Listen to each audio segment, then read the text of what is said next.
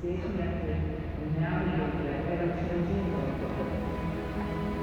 have to change how we look at the world and the working world. People are like, well, you know what? This is the way it is. And this is the way it's always been.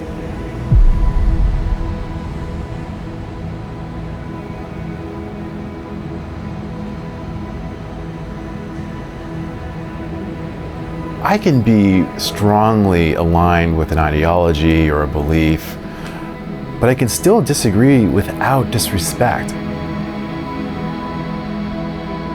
I just want people to treat others with more kindness and civility. Please join me, everybody, in welcoming Shola Richards. The idea that this is not the way to build a workplace that can be sustainable is so outdated and dead.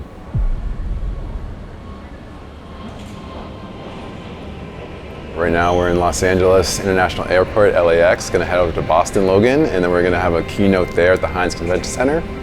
After that, head to DC and have another keynote there in National Harbor, Maryland. So busy week, but this is what I love to do. What speech are you giving? What's the subject matter? Workplace civility, how we treat each other in the workplace. This is amazing. Yeah, we need more of that. Exactly. In a minute or so, I'm going to head on stage and talk to 2,000 healthcare risk professionals about the importance of resilience during these tough times and how civility, how we treat each other, can get us there.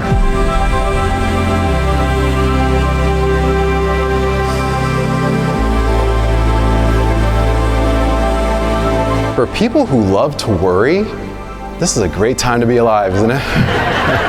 I was so stressed out with this non-stop barrage of bad news. I told my wife, like, babe, just turn on the Oscars. That should be easy, drama-free viewing. So when I was thinking about this, the word Ubuntu came to me. Ubuntu, for those of you who are not familiar, is an African word that means I am because we are. How can we use Ubuntu and that togetherness to create more resilience and, dare I say, civility? It's not saying follow me. It's saying I will go first. I will lead with kindness.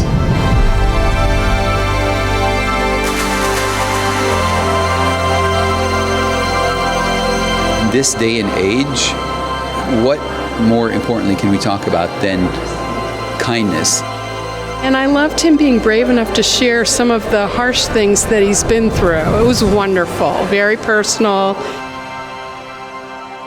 Man, I think yesterday was great. It was so fun just having a chance to connect to a large group of healthcare professionals. It was just a really fun event. Now we're heading to DC to hopefully do it again. And I was talking to someone after who shared with me, she's in the same spot or was in the same spot that I was 15 plus years ago.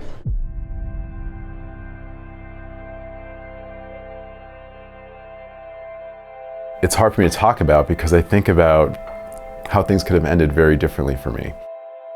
When I was working in a really toxic work environment, I just was treated horribly in this place. And I was led to believe that I just didn't have any value. And I was like, if this is what the real world of work looks like, I don't want to be here. And it hit me in that moment like, oh my God, I'm never going to be able to escape this. I'm gonna have to go the rest of my life fighting for my respect. And that was, it's just hard. It's hard. And I just, God, sorry.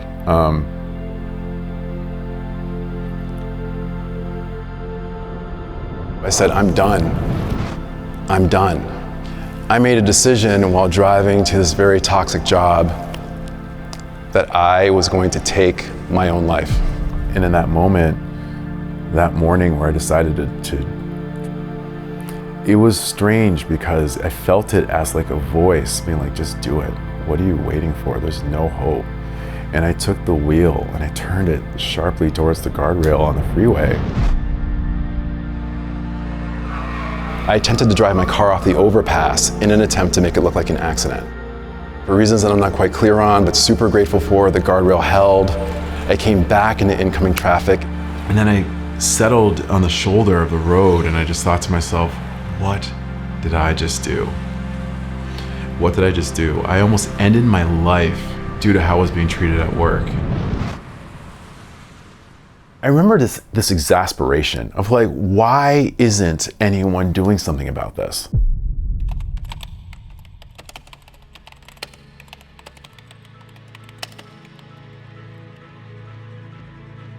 I decided that I was going to just put my words out there. And at first it was just my wife and my brothers and my mom following me. And then before I knew it, there were thousands of people who were like, hey, I really am grateful that someone is talking about these issues.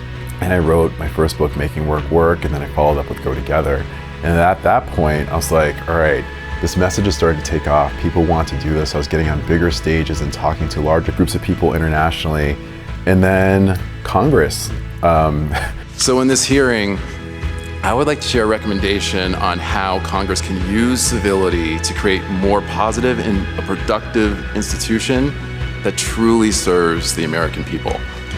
It is my hope that every committee will consider beginning each new session of Congress with what I call civility. It gave me the understanding that one person can do way more than ever thought possible. Because the reality is this: you can make meaningful change from where you are with what you have today. Every movement in this world's history started with someone leading the way.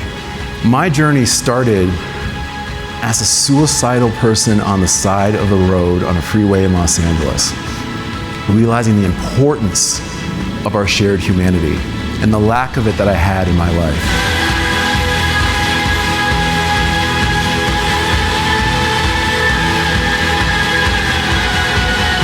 If you want to change everything in your organizations, take that real intentionality to bring that shared humanity into the work that you do every single day. And not only will those questions change you, but your answers have an opportunity to heal the world. Ubuntu!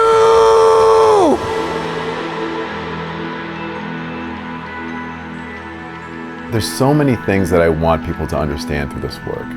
What I do want them to lean into is the practicality of how this can actually improve the lives of others. My goal is that people can just live happy, peaceful lives where they're not dealing with the stresses of incivility and rudeness amongst their colleagues, their neighbors, their friends, and society at large.